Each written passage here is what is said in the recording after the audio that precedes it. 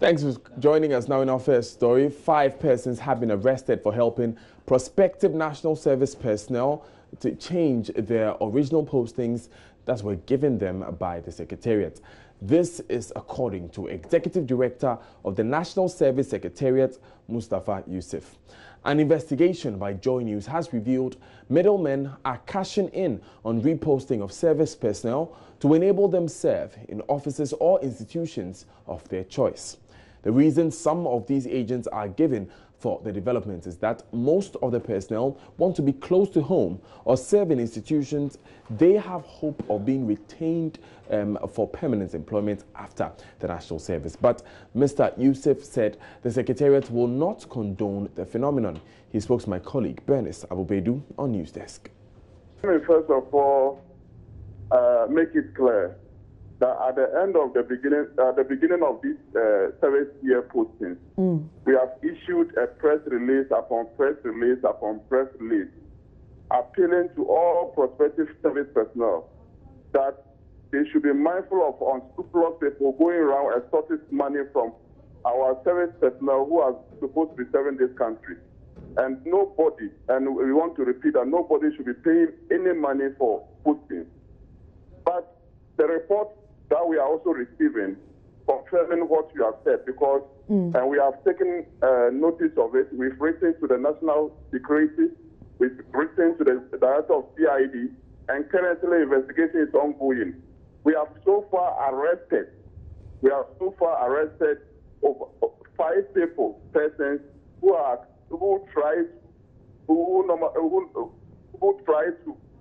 been collecting money allegedly. And currently the investigation is ongoing, and you can cross-check that from the Police CID head office, and also you can cross-check that from the National Security Intelligence Bureau.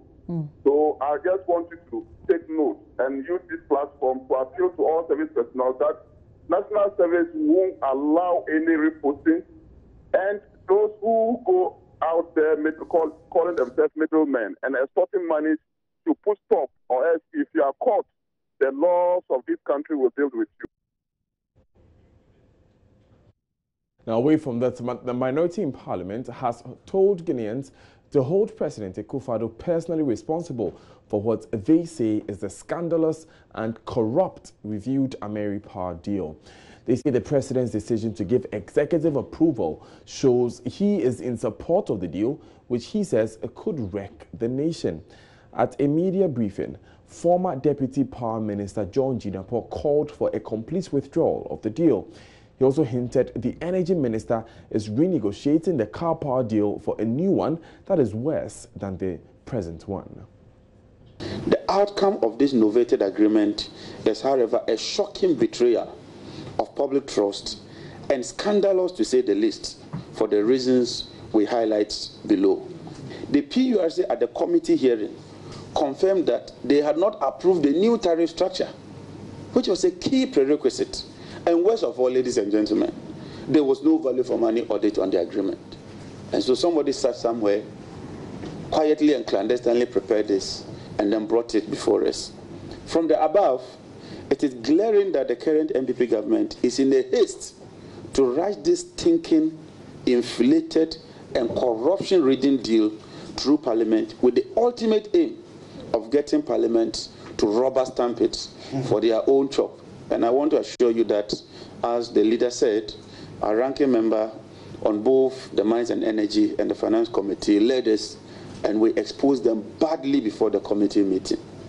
We've also done the financial analysis, because we believe that as a responsible opposition, we must be doing what is proper and not just kicking against that. So I want to share some of the financial analysis that we did with you. The minority side of the Mines and Energy Committee has taken a critical look at the proposed renegotiated agreement and can confirm without a shred of doubt that this agreement is nothing but a complete rip-off and an attempt to dubiously take money from people, and it's unfortunate that this is being perpetrated by people in high places within the government. Now, away from that, the luxury vehicle tax announced by Finance Minister Ken Ofori-Atta during a mid-year budget review takes effect today. Here's a breakdown of what the luxury vehicle tax is, who is required to pay, and how much.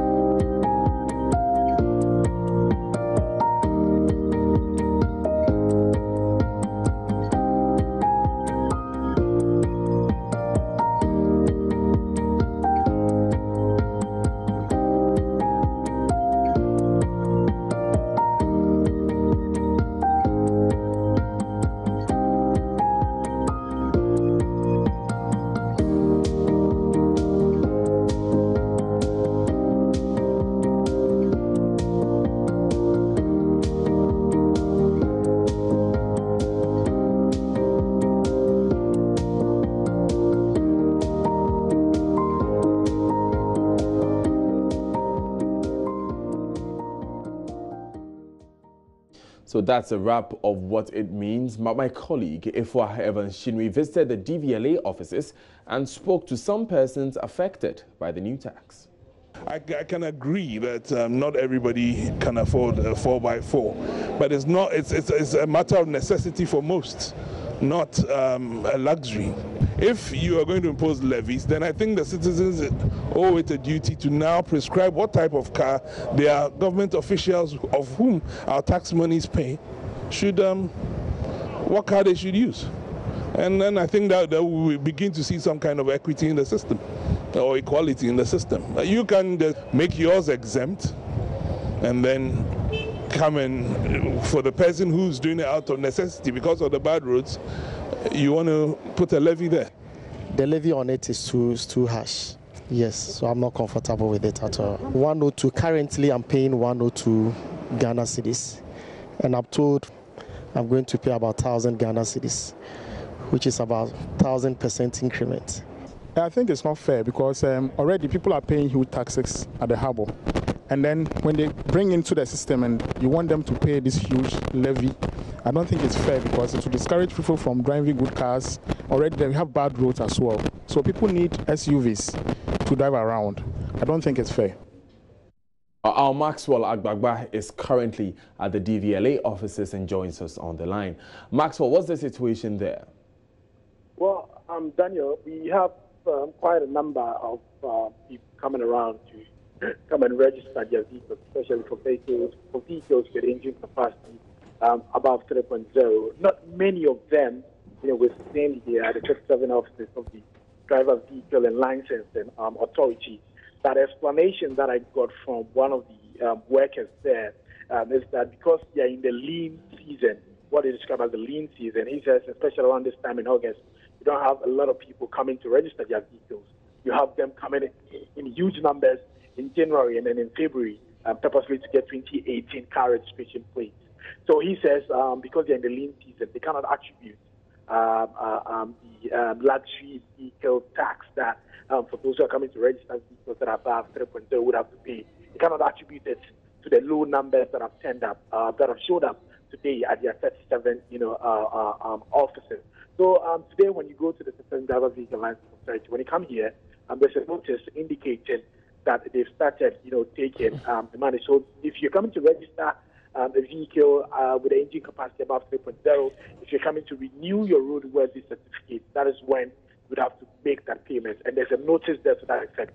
But the numbers that we've seen, not really a lot of people, coming in to come and register vehicles. Okay. With, engine capacity above 3.0 tons. Right, Maxwell, thank you very much for that report. Let's move from that. On to issues of fishing now, and the chief priest of the Ghana state, Nai Wolomo Numo Akwamensa III, is downplaying expectations of a bumper catch by fishermen in the Greater Accra region ahead of the annual Homowo Festival. Tuesday, when he performed a ritual to usher in the annual festival, the chief priest expressed disappointment that little has been done to save the sea from filth and illegal fishing that has depleted the fish stock. Martha Quentalakwa witnessed the rare ritual.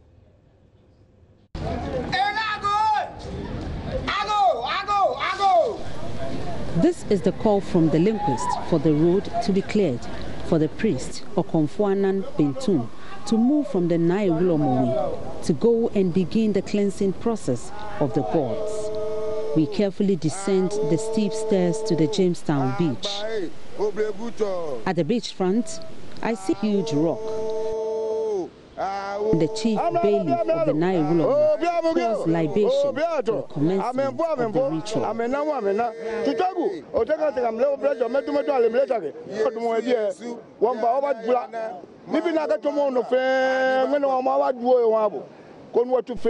Okomfuanan Bentum begins the ritual with the sacrifice of 2 fowls intended to pacify the gods for every sin that may have been committed against them. The blood was then poured on the rock I am told is the god Totro.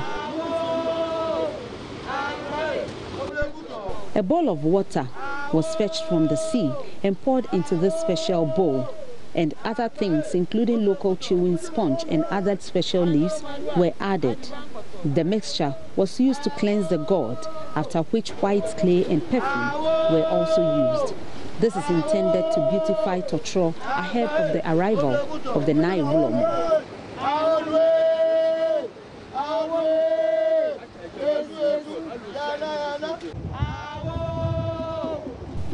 Okomfuanan Bentum explained the process.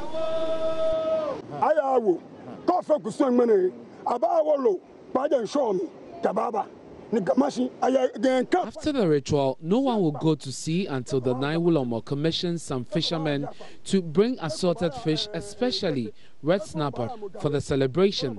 Whatever fish will be landed will be shared among the 7 households of the Ghana state. The fish landed will also be used for the food meant for sprinkling by the Gamanche.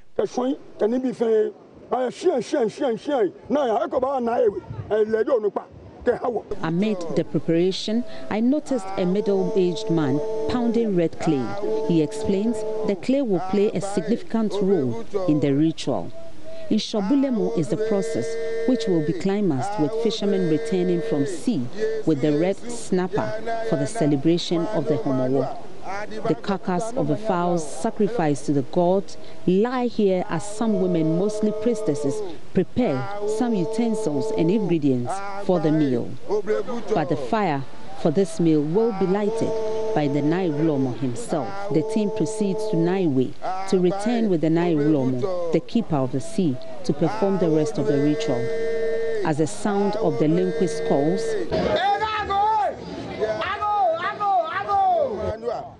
everyone is beckoned to move away.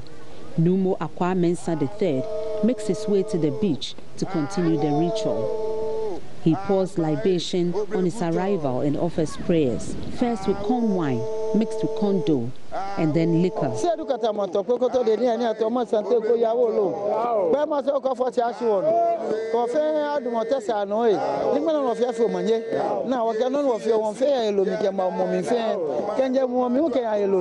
Two fowls were handed to the Nai Wulomo as another set of sacrificial birds. He held them by the neck for approximately 3 minutes, snuffing the life out of them.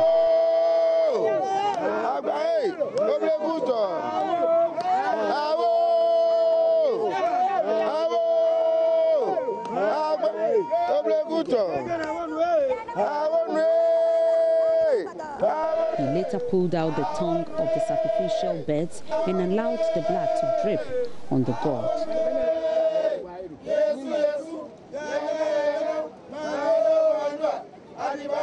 Numbo Akwa-Mensah III then set the symbolic fire for the preparation of the fowl by first pouring liquor onto firewood and local chewing sponge. As they agreed to a call for bumper harvest this fishing season, Naiwulomo Numbo Akwa-Mensah III admitted that over the years, fish stocks have depleted, hence a call for more concerted effort towards replenishing the fish stock. He attributed the decline in fish stock to illegal fishing practices and filth.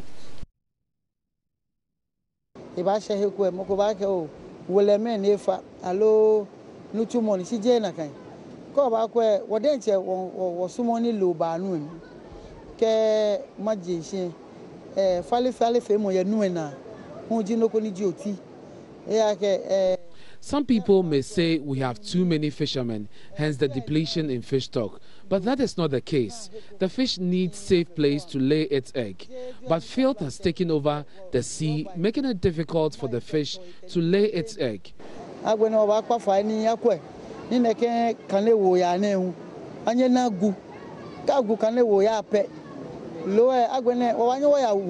We also need to stop all illegal fishing activities, including using light and unapproved nets.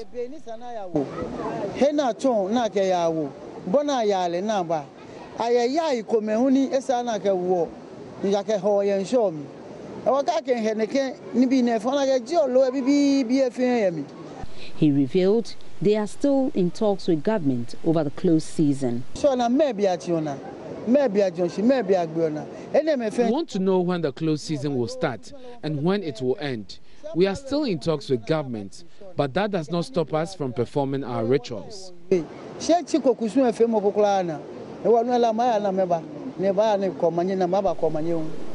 Naiwulomo priests and priestesses will sit around until the food is ready. Then some fishermen will be commissioned to go to sea and bring red snapper for the celebration of the Omowo. The fish to be landed will be shared among the 7 households of the Ghana state for the celebration of the festival. Reporting for Joy News, my name is Martha Prenzel Akwa, Jamestown. Now, this year's Omowo Festival coincides with a controversial month-long moratorium on fishing along Ghana's coast. One of the priests, who claims to be from the household of the Greater Accra chief fisherman, Nianan Bentum, insists they would defy the close season scheduled to begin from August 7.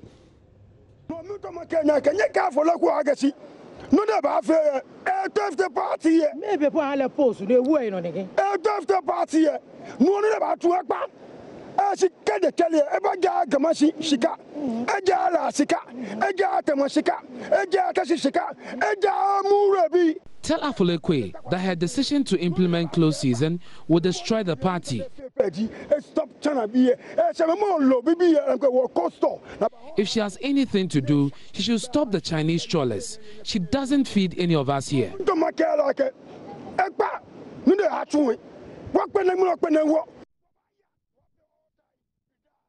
Meanwhile, chairman of the National Premix Committee Board, Nilante Bannerman, insists they will cut supply of premix fuel to fishermen on the various landing beaches to ensure the closed season is strictly adhered to.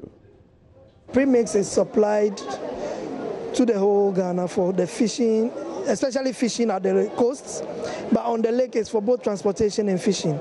The closed season is affecting only the marine sector, which is the coastal areas, but on the lake we are still going to supply. So we're not going to supply premix to the coastal or the marine sector, but we'll supply premix to the lake region. So how are you going to ensure, for instance, that for the regions that are using it for transport and for fishing, when it is supplied for one purpose, it's not going into fishing? The majority of our supply goes to the marine sector, and that is what we are stopping within the period of the closed season. So within the period, are you also going to be part of the people who monitor activities at the beach to ensure that the ban is not? Of course, premix fuel, we have our coordinators along all the coastal areas, so they are also part of the systems to help monitor that the fishers are still not going to sea and all that. It's a whole system that is in place. We have fisheries officers, we have premix coordinators, we have the BNI, we have a whole lot of people along the beaches that we work with. We stay with fishing, and thousands of livelihoods were threatened due to the frequent shortage of premixed fuel in the Biakuya district of the Volta region. This made fisherfolk redundant as they were unable to go on fishing expeditions. The phenomenon also affected general business activity in the district. However, the creation of an additional London Beach Committee brings hope to the residents who believe it would augment supply of premixed fuel to the area. Biakuya district has about 60 riverine communities, making fishing a predominant activity in the district. Most residents depend on transport via canoe to do business in Tapa Abotoase, the commercial hub of the district. This makes premixed fuel a significant commodity in their day-to-day activities. But Tapa Abotoase has been underserved with the fuel as the area experiences frequent shortages. This development threatens the livelihood of majority of residents, with fisherfolk suffering greatly. Dako Aziaoji is a fisherman in the area. I don't have any fuel at home. I just need 2 gallons. I have not gone fishing for the last 5 days. Times have changed. We don't paddle boats anymore. We are all using outboard motors. But we can't get premixed fuel to run it. This is making life difficult for my family. One of my children has completed basic school, but due to the frequent shortage of premixed fuel, I don't think I'll be able to get money to support her education. Another is also preparing for his exams. However, a new London Beach Committee has been created in addition to the existing 3 to augment supply of premixed fuel to the area. Residents have thus appreciated the move and expressed optimism the era of frequent shortages of premixed fuel will end. I want to thank His Excellency Nana Akufo-Addo and then the Regional Minister Dr. Lecha. Thank you. And then a minister in charge of the fisheries. Yes. And then all the people that matter on this, that they've been able to. Then the Premise Committee Chairman, Mr. Bannerman, yeah. That they've accepted.